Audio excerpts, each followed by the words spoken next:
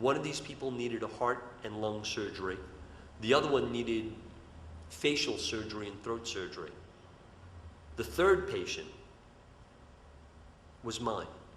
This was a young man who was an engineering student. He's 22, not 23, but 23 in August, who was trapped in the building for over 2 days, whose father's love refused to let his father give up hope. So his father walked around calling his son's name. His name is Ralph, and Ralph told me that he was laying there, pinned face down, and he was dying. And he was dreaming that the students in the school were throwing garbage on him. And that he felt his father was going to help him to go. So he started cleaning off the garbage. And then he felt his father was there. So he called out, "I am here." His father was standing right above him at that moment. You want validation of the fact that the soul exists and you're more than a body? His father was standing right above him at that moment. And his father, with his love, started breaking apart this concrete with bare hands and whatever he could find.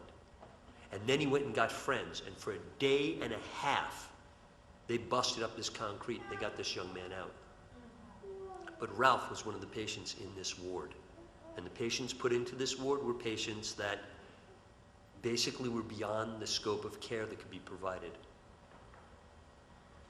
But we were the Oh Hell No Society.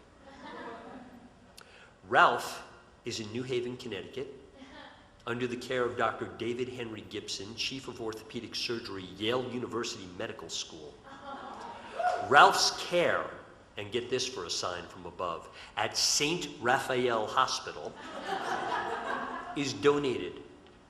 The jet that flew Ralph and those other two patients that I told you about to America, one to Gary, Indiana, until Chicago Hope said, "Hold the phone. We can do this surgery better than you can. Get that kid here." The other one is in Gainesville, Florida, where she's having the facial surgery and throat surgery.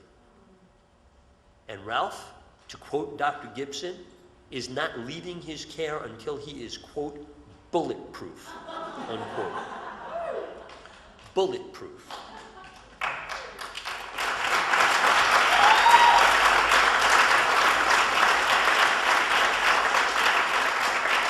It's not that we don't take no for an answer. We just don't take no for the final answer. Because we know what? We know something can be done about it.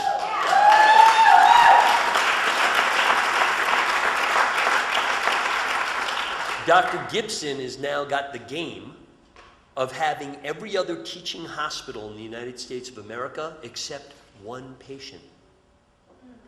The people that donated a private jet and the $55,000 to fly that jet, change crew, make 4 stops, go to 3 different states, 4 different states, 5 different states, plus Haiti, they are now going to be having a fundraiser and are already talking to other people who own jets to continue this action and make sure it goes on.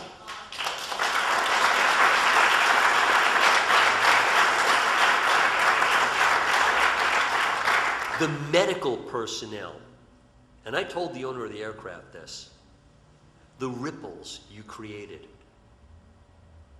Those medical personnel were going back into why bother, despair, loss, and then they saw that ambulance, and if you could have seen those faces, people were coming out who didn't even know the patients, they just knew the story. Hope restored.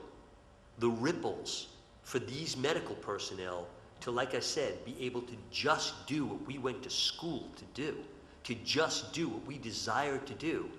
You know the definition of nurse? A nurse is one who cures by caring.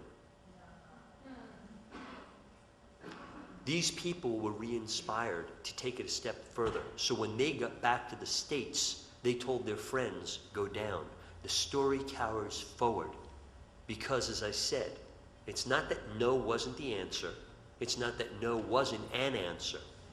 It was that something could be done about it. Correctly, on the correct channels, making sure that our solution didn't create a situation for somebody else. Done in such a way that the help and assistance is continued to be helped and assisted on. That even those who had to originally say no, we're now helping to create on the yes, and how you could do it and get it done. And that's what the Volunteer Minister Program's about. And you, my friend, are spot on, because it's not just the global disasters, it's the local disasters. It's the drug addiction, it's the parents, it's the people who are having problems in everyday life. It's the, you know that thing I was talking about? Of course, if you're willing to find fault with it, well, what happens? You get angry, and then you get apathetic, and then you throw your hands in and say, there's nothing I can do about it. And it's like, and you just walk away from it. You don't want to know about it anymore. But if you know something can be done about it, then instantaneously, once you know what that something is, you get right on it. Jump on it. You're at it. You're hitting the ground running. To every single one of you, one of the things I continually said when I was down in Haiti, to every single one of you that were there with me, to every single one of you that are here now, I don't know you, but I love you. And I mean it. And to Mr. Hubbard, who gave me the tools, truly, who did the legwork and invented the wheel, so I don't have to even try to reinvent it. That help and that assistance, on top of the skills that I have, made it possible, and the team that I have the honor to be a part of and work with, because I do know you and I love you. So to Mr. Hubbard, to everybody in that group, to the people here who have the tough job being stuck behind a desk, having to run the logistics and stuff, who I know are chomping at the bit to get into the field, to the support staff and the people that make these organizations possible, to everybody who helps and assists. Thank you from the bottom of my heart.